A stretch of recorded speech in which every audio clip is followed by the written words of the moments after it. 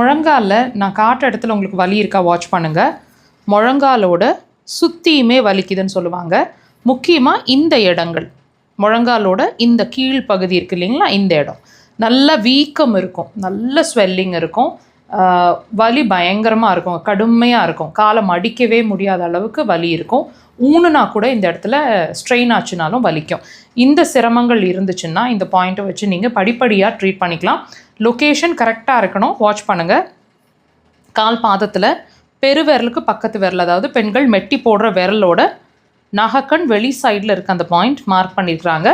உடலை விட்டு வெளியே இப்படி ப்ரெஷர்ஸ் கொடுக்கணுங்க, டீப்பாக இருக்கட்டும். நீங்கள் வலி ஒரு காலில் தான் இருக்குன்னு ஃபீல் பண்ணாலும் ப்ரெஷர்ஸ் வந்து 2 கால்கள்லையுமே விரலில் ப்ரெஷர்ஸ் கொடுக்கணும், 3லேருந்து 5 முறை. உங்களுக்கு வீக்கம் இருந்ததுன்னா 1 வீக் 10 டேஸ் கண்டினியூஸாக ப்ரெஷர்ஸ் கொடுக்க வேண்டியிருக்கும். வலி மட்டும் இருந்துச்சுன்னா நீங்கள் ஒரு 1 வீக்கெல்லாம் கொடுக்கும்போதே ரிசல்ட்ஸ் நல்லாவே தெரியும். ஃபஸ்ட்டு டேலேருந்தே வலி ரிலீஸ் ஆகிறது தெரியும்.